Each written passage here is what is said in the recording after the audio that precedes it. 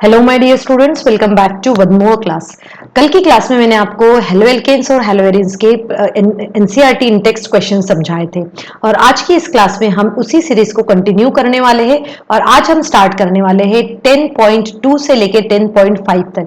Students, इन सभी questions को हम बहुत ही अच्छे तरीके से समझेंगे और इसको सॉल्व भी करो बेटा, बिकॉज ये जो यहाँ पर ये जो पोर्शन दिया है जैसे 10.5 हो या 10.4 क्वेश्चन हो, ये सभी क्वेश्चंस आपके लिए काफी यूजफुल है।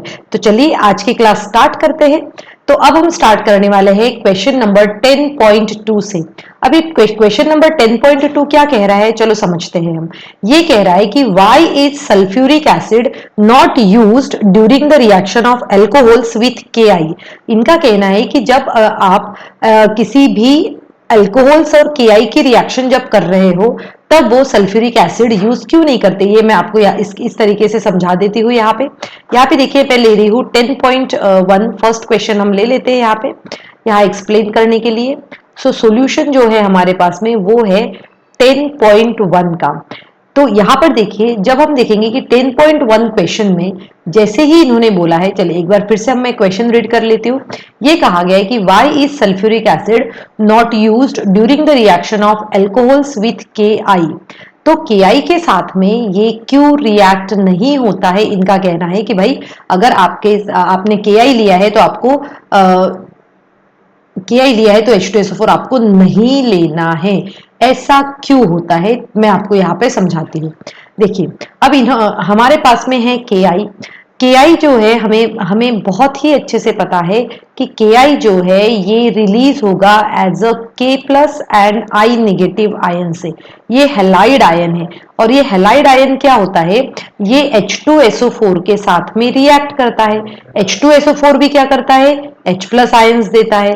ठीक है, अब सोचो H प्लस आयन्स और I नेगेटिव आयन्स ये आपस में रिएक्ट करेंगे और ये बनाएंगे क्या, HI बनाएंगे। क्या बनाएंगे, HI, जो फर्दर ऑक्सीडाइज्ड होकर जो फर्दर क्या होंगे, ऑक्सीडाइज्ड होंगे और ये HI से कन्वर्ट हो जाएगा I2 में। किसमें कन्वर्ट होगा, I2 में। और इसीलिए हम जो है वो H2SO4 यूज नहीं करते हैं। अब आप लिखेंगे कैसे, आंसर कैसे लिखेंगे, मैं यहां बताती हूँ। Why is sulphuric acid not used during the reaction of alcohols with KI। इनका कहना है कि KI एल्कोहल के साथ में क्यों नहीं होता, तो हम इसका रिएक्शन इस तरीके से लिखेंगे। जैसे मैं यहाँ पे थोड़ा डिफरेंट पेन यूज करके आपको बताती हूँ। Why sulphuric acid not use during the reaction of alcohols with KI। तो हम कहेंगे बिकॉज, आई होप आपको ये क्लियरली दिख रहा है, because H2SO4 reacts with KI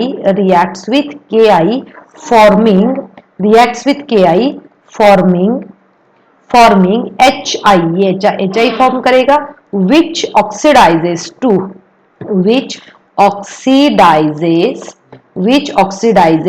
to I2। ये I2 को ऑक्सीडाइज कर सकता है, ये HI को ऑक्सीडाइज करके I2 में कन्वर्ट कर सकता है। ओके, तो ये हो गया है आपका फर्स्ट क्वेश्चन का आंसर, दैट इज 10.2 का। अब हम स्टार्ट करने वाले हैं 10.3। अभी देखिए ये 10.3 क्या कह रहा है, write the structure of different dihalogen derivative of propane. ठीक है, मैं इस पेज पे आपको इसको बहुत ही अच्छे से समझा देती हूँ कि ये क्या कह रहा है। ये कह रहे हैं कि भाई जो डाइहैलोजन डेरिवेटिव्स है ना, मैं इसको थोड़ा सा इरेज कर लूं और अगर हम इरेज करेंगे तो हमें इसको समझने में और थोड़ा सा इजी होगा।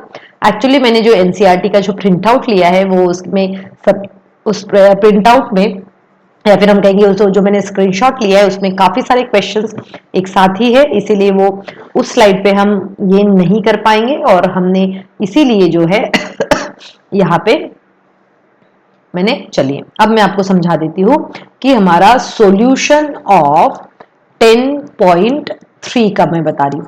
अब इन्होंने हमसे कहा है डाई हैलोजन डेरिवेटिव। क्या कहा इन्होंने हमसे, डाई हैलोजन डेरिवेटिव। अब देखो डाई हैलोजन डेरिवेटिव क्या होते हैं। सबसे पहले di halogen derivatives of propane की बात कर रहे हैं। किसकी, di halogen derivatives of propane. तो प्रोपेन है तो 1, 2 और 3 होंगे। डाई हैलोजन है मतलब जाहिर सी बात है कि Cl है, और अब इन Cl को ही हमारे डिफरेंट पोजीशन पे हमें बताना है। डाई हैलोजन मतलब यहाँ पर हमारे पास में 2 हैलोजेंस है। अब मैं इसके स्ट्रक्चर्स आपको बता देती हूँ कि कैसे हो जाएगा। 2 हेलोजन है तो एक Cl हम यहां लगा सकते हैं और एक Cl हम यहां लगा सकते हैं, और बची हुई वैलेंसी जो है हम यहाँ पर इस तरीके से मेकअप कर लेंगे। ठीक है, तो ये हो गया हमारा फर्स्ट डेरिवेटिव। अब मैं सेकंड डेरिवेटिव, प्रोपेन है तो 1 2 3, अब 2 हेलोजन है तो 2 हेलोजन हम ऐसे लगा सकते हैं, एक Cl पे एक Cl पे। ठीक है, और ये हम फिर इसको क्या करेंगे, इसकी वैलेंसी पूरी कंप्लीट कर देंगे। फिर हमारे पास में तीसरा आएगा, अब हमने यहां लगाया था यहां लगाया था, एक इस पे लगा दिया। अब हम ऐसे भी कर सकते हैं, देखिए यहां पर एक लगाते हैं और एक यहां पर लगा देते हैं, ये भी हो सकता है। जब ये हम इस तरीके से लगाएंगे तो ये इसकी वैलेंसी मेकअप कर लेते हैं, CH2 CH और ये CH3, एक ये डेरिवेटिव बन गया। अब फोर्थ में हम क्या करेंगे, हम जो है इन हैलोजन को जैसे हमने बीच में लगाया था, तो किसी भी तीन ही है तो आप किसी भी एक पोजीशन पे, चाहे ये फर्स्ट वाला हो या लास्ट वाला, सेम कंपाउंड बनेगा। इस कंपाउंड पे हमने दोनों हैलोजन्स लगा दिए और इस तरीके से हम इसकी वैलेंसी जो है वो मेकअप कर लेते हैं। तो इस देखो हमारे पास में di halogen derivatives of propane के 4 एग्जाम्पल्स हमें इजीली यहां पर मिल चुके हैं। तो ये है आपका आंसर फॉर 10.3। क्या कह रहा है ये, write the structure of different dihalogen derivatives of propane. तो यहां पर हमने ये डिफरेंट स्ट्रक्चर जो है ये हमने यहां पर स्टडी कर लिए हैं। ठीक है, चलिए अब हम देखते हैं। सबसे पहले तो मैं इसको रिमूव कर देती हूं ताकि जो हम नेक्स्ट क्वेश्चन पढ़ेंगे तो उस नेक्स्ट क्वेश्चन में हमारे लिए काफी आसानी होगी। बेटा जब आप एनसीईआरटी ओपन करोगे तो एनसीईआरटी में हो सकता है कि अगर आपके पास में न्यू एनसीईआरटी है जिसमें कुछ चैप्टर्स के नंबरिंग चेंज हुए हैं, जैसे हमें पता है एनसीईआरटी में से कुछ चैप्टर्स को टोटली डिलीट कर दिया है तो उन्होंने इसीलिए नंबर्स भी चेंज कर दिए हैं। तो आपको उससे कोई फर्क नहीं पड़ना चाहिए। हम सिंपली याद रखेंगे कि हम हैलो एल्केन्स और हैलो एरीन्स के इन टेक्स्ट क्वेश्चंस की बात यहां पर कर रहे हैं। चल अब देखते हैं हमारा नेक्स्ट क्वेश्चन। अब ये नेक्स्ट क्वेश्चन क्या कह रहा है, यहाँ पे देखो नेक्स्ट क्वेश्चन ये यहां पर हमसे ये कह रहा है कि among the isomeric alkanes of molecular formula C5H12 identify one that on photochemical chlorination yields. मतलब अब ये इन्होंने जो हमसे बात करी है वो है, सबसे पहले तो देखो ये क्या कह रहे हैं, ये कह रहे हैं कि भाई आपके पास में, ये कह रहे हैं कि आपके पास में C5, देखो क्या लिखा है C5H12, क्या लिखा है C5H12, तो मैं यहां पर लिख लेती हूं C5H12 ये है। अब इसके आइसोमर्स तो हमें बनाते आते हैं, तो हमने यहाँ पे हम कुछ आइसोमर्स इसके बना सकते हैं। जैसे एक ये आइसोमर हो गया है ना, इसमें आप क्या करेंगे CH3 CH3 CH3 CH3, देखो 4 CH3 12 हो गया, ये पहला आइसोमर इसका ये है। सेकेंड आइसोमर इसका क्या हो सकता है, देखो 1 2 3 और ये 4 हो गया है, और एक कहीं पर भी हम 5 लिख लेंगे तो ये CH3 CH3 CH, फिर यहाँ पर आ जाएगा CH2 और फिर ये हो जाएगा CH3। एक और आइसोमर इसका बन सकता है, देख लेते हैं कि कौन सा बन सकता है इसका आइसोमर। देखो हाँ ठीक है, एक C5 का ये बन सकता है और एक ये बन सकता है। चलिए अब हम इसको सॉल्व करना पहले शुरू करते हैं ताकि हमें ज्यादा क्लैरिटी हो। अब हमारे क्या कहा, अ सिंगल मोनोक्लोराइड, आपको सिर्फ सिंगल मोनोक्लोराइड चाहिए। क्या चाहिए, सिंगल मोनोक्लोराइड। और जब भी हम सिंगल मोनोक्लोराइड की बात करते हैं, मतलब यहां पर देखो हमारे लिए जब हम आंसर इसका लिखेंगे तब देखो ये वाला सिंगल मोनोक्लोराइड, मतलब यहाँ पे जब आप ये फर्स्ट वाला जो आइसो है जिसको हम कहेंगे नियो कंडीशन है 1 2 3 4 5, ये बन जाएगा नियोपेंटेन। तो हम ये कह रहे हैं कि भाई ये जो नियोपेंटेन है ये जो है ये जाएगा आपका सिंगल मोनोमेरिक प्रोडक्ट में जाएगा। क्यों, क्योंकि यहां पर जो इसके जो हाइड्रोजन है ये हाइड्रोजन को रिप्लेस करके, ये हाइड्रोजन को रिप्लेस करके एक कोई भी प्रोडक्ट जो है क्लोरीनेशन कर सकता है और यहाँ पे CH2Cl बनेगा। ठीक है, तो फिर चाहे आप एक ही हाइड्रोजन को करना है तो आप ये रिप्लेस कर लो, ये रिप्लेस कर लो या फिर ये रिप्लेस कर लो। तो फर्स्ट का आंसर हो जाएगा हमारा नियोपेंटेन। अब देखते हैं हमारा सेकंड क्या कह रहा है, 3 आइसोमेरिक मोनोक्लोराइड्स, हमें 3 आइसोमेरिक मोनोक्लोराइड्स चाहिए। अब देखो जो हमारे पास में एक हम ये लिख लिया, अब हम एक और लिख लेते हैं ताकि हमें क्लैरिटी हो। अब हमने तीसरा आइसोमर जो लिखा सिंपल है तो हम स्ट्रेट चेन में भी लिख सकते हैं CH3 CH2 CH2 CH2 और फिर ये आ जाएगा CH3। अब देखो बेटा, जब भी हम इनकी बात करते हैं तो फर्स्ट का समझ में आ गया, क्लियर हो गया। तो फर्स्ट का हमारा आंसर क्या रहेगा, ये है नियोपेंटेन, हमारा आंसर है फर्स्ट का। फर्स्ट का आंसर जो है वो हमारा नियोपेंटेन है। अब सेकंड में देखो, मैं बताती हूँ आपको। सेकेंड क्वेश्चन में हमसे बोला गया है कि हमें चाहिए 3 आइसोमेरिक, है ना। कितने चाहिए, 3 आइसोमेरिक। तो 3 आइसोमेरिक, अब देखो ये जो, जैसे अगर मैं इसमें अल्फा लगाती हूँ, मतलब ये कार्बन और ये कार्बन का अगर आप रिप्लेस करते हो तो वो क्या होगा, प्रोडक्ट सेम बनेगा, क्योंकि वो दोनों सेम है। ठीक है, तो मतलब एक ये हो जाएगा, इस पे सेम प्रोडक्ट बनेगा, चाहे आप ये रिप्लेस करो या ये रिप्लेस करो। उसके बाद में अगर आप ये रिप्लेस करते हो तो एक प्रोडक्ट मिलेगा, ये रिप्लेस करते हो तो एक प्रोडक्ट मिलेगा, और ये रिप्लेस करते हैं तो प्रोडक्ट। अब देखो ये CH3 और ये CH3 डिफरेंट है, ऐसा क्यों, क्योंकि इन दोनों से अटैचमेंट जो है वो डिफरेंट है। ठीक है, तो मैंने इसको जो कहा ये बीटा कहा, मतलब अगर यहाँ का हाइड्रोजन अगर रिप्लेस होता है तो हमें कोई एक डिफरेंट प्रोडक्ट मिलेगा। तो एक प्रोडक्ट अल्फा रिप्लेस करने से मिलेगा, सेकेंड प्रोडक्ट बीटा रिप्लेस करने से मिलेगा, और ये मैं यहाँ पे गामा ले लेती हूँ इस कार्बन के लिए। क्या ले लिया मैंने, गामा। तो ये प्रोडक्ट, तो इससे हमें मिल सकते हैं 3 आइसोमेरिक प्रोडक्ट। क्या मिल सकते हैं, 3 आइसोमेरिक प्रोडक्ट मिल सकते हैं, 3 आइसोमेरिक प्रोडक्ट। ठीक है, अब देखो इसके अलावा, अब नेक्स्ट क्वेश्चन देख लेते हैं, हमें क्वेश्चन में क्या बोला गया है। क्वेश्चन में बोला है कि 3 आइसोमेरिक प्रोडक्ट हमें इससे मिल सकते हैं क्या, या फिर 4 मिल सकते हैं, वो भी हम देख लेते हैं। ठीक है, तो अब देखो यहां पर हम देखेंगे कि यहां पर हमें 3, और एक देखो यहां पर एक और कार्बन भी है, यहां पर एक और कार्बन दिख रहा है हमें जो अलग है, जैसे ये अल्फा हो गया है, ये देखो अल्फा अल्फा सेम प्रोडक्ट, ये बीटा बीटा, ये गामा, और मैं इसको ले लेती हूं वाई एक और। मतलब यहां पे हमें 3 की जगह पे, हमें यहाँ पे 3 की जगह हम कितने ले सकते हैं, 4 आइसोमेरिक प्रोडक्ट ले सकते हैं। कितने, 4 आइसोमेरिक प्रोडक्ट। कितने हो गए ये, 4 आइसोमेरिक प्रोडक्ट। अब चलिए इसका देख लेते हैं, इसमें क्या है। इसमें देखो ये कार्बन और ये कार्बन, मैं ए ले लेती हूँ, ये CH3 और ये CH3 रिप्लेस करो, सेम मिलते हैं। ये CH3 और ये CH3 रिप्लेस करो, सेम प्रोडक्ट मिलेगा आपको, और एक ये CH3 रिप्लेस करने पे एक प्रोडक्ट मिलेगा। मतलब ये वाला जो है कंपाउंड, इससे हमें 3 आइसोमेरिक प्रोडक्ट मिल सकते हैं। कितने मिलते हैं, 3 आइसोमेरिक प्रोडक्ट। तो चलिए हम आंसर लिख लेते हैं अभी। आंसर क्या है हमारा, फर्स्ट का आंसर हमारा रहेगा नियोपेंटेन। नियोपेंटेन, यहां पर नियोपेंटेन हमें मिल सकता है। सेकंड में अगर हमसे 3 पूछा गया है तो हम लिखेंगे एनपेंटेन, एनपेंटेन हो सकता है हमारा। और अगर हमसे 4 कोई पूछता है तो ये हो जाएगा हमें सेक, है ना। आप सेक लिख सकते हो, या फिर सिंपली आप इसको लिख सकते हो 2 मिथाइल, 2 मिथाइल, 2 मिथाइल क्या क्या लिख सकते हो, 2 मिथाइल ब्यूटेन लिख सकते हो आप। ठीक है, तो चलिए अब हमारा क्वेश्चन पे आ जाते हैं हम। क्वेश्चन में क्या कहा गया है हमसे, देखो क्वेश्चन में क्या बोला गया है, मैं थोड़ा कलर चेंज कर लेती हूँ ताकि हम यहाँ पे इसका आंसर लिख सके।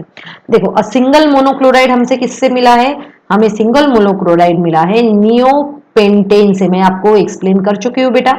सेकेंड जो है 3 आइसोमेरिक मोनोक्लोराइड्स हमें मिले हैं एन-पेंटेन से, अभी हमने देखा था। उसके बाद में हम देखेंगे 4 आइसोमेरिक मोनोक्लोराइड्स। तो 4 आइसोमेरिक मोनोक्लोराइड्स हमें मिले हैं 2 मिथाइल ब्यूटेन से। आप या तो कॉमन नेम भी इसका लिख सकते हो, दोनों आंसर्स आपके करेक्ट होंगे। ठीक है, 2 मिथाइल ब्यूटेन से। ओके, चलिए अब हमें यहाँ पर दिया गया है 10.5। 10.5 में क्या कहा गया है कि draw the structure of major monohalo products in each of the following reactions. आपको मेजर प्रोडक्ट लिखना है।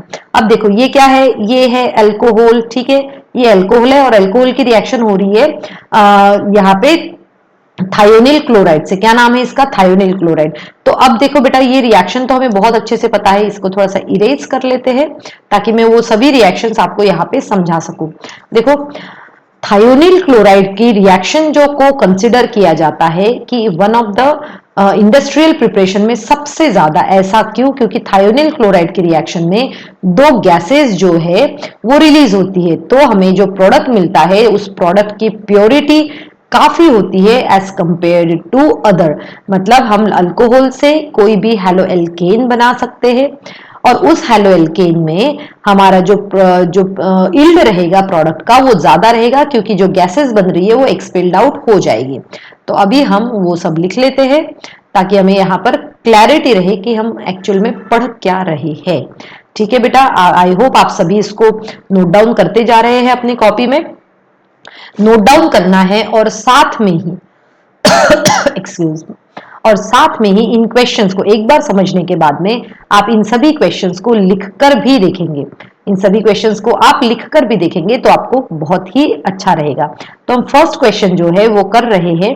यहां पर हम इस तरीके से लिखेंगे प्लस SOCl2। मेरे पास में एनसीईआरटी बुक रखी हुई है, मैं एनसीईआरटी बुक में यहां से देख लेती हूँ ताकि हमें दोबारा से क्वेश्चन पे ना जाना पड़े।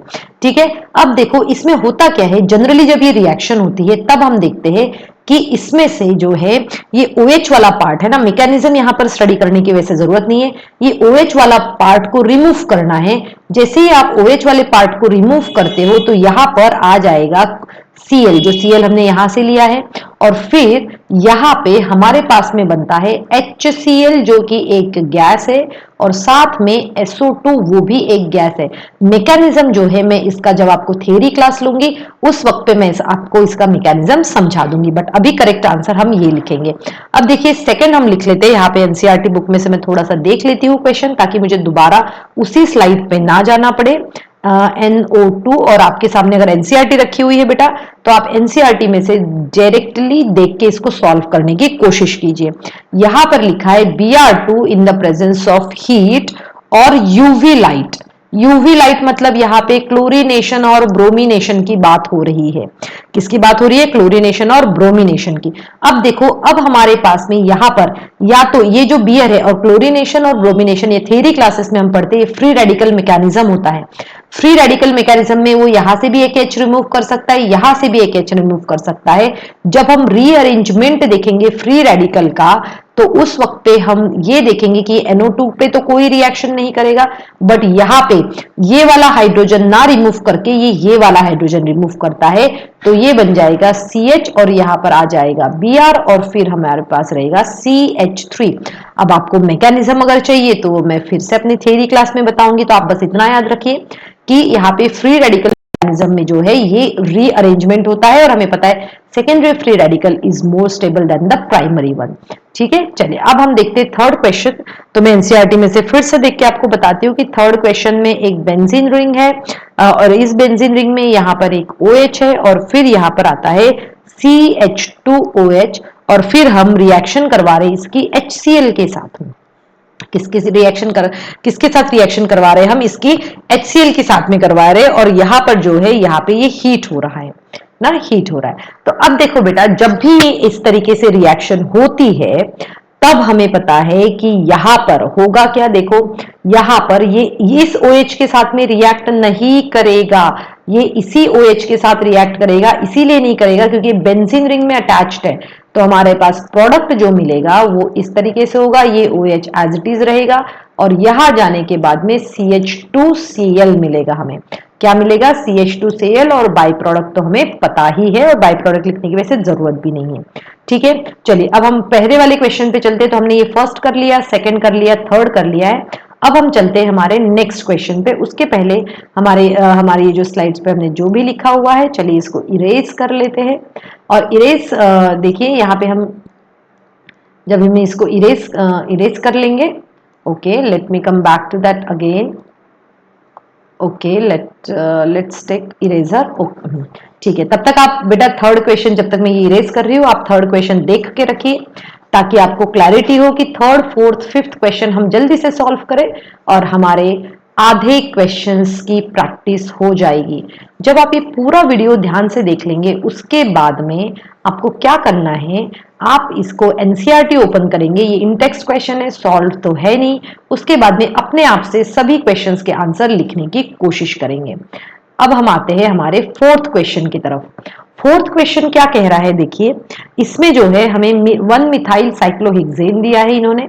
1 मिथाइल साइक्लोहेक्सेन में ये आते हैं इस क्वेश्चन के ऊपर, देखो ये दिया है उन्होंने, ये दिया है इन्होंने। ठीक है, 1 2 3 हमारे पास क्वेश्चन बचे, फटाफट कर लेते हैं। Okay, let's come back to the slide. तो हम मैं यहाँ पे आपको एक्सप्लेन कर सकूं। देखिए फोर्थ क्वेश्चन है, मैं बैक स्लाइड पे ना जाते हुए मैं अपने पास जो एनसीईआरटी रखी है उसी में से क्वेश्चन देख के आपको ये समझा देती हूँ। ठीक है, तो यहाँ पे डबल बॉन्ड है और फिर यहाँ पे CH3 लगा हुआ है, आप अपने एनसीईआरटी में देखिए। और ये जो है ये है HI, यहाँ पे HI।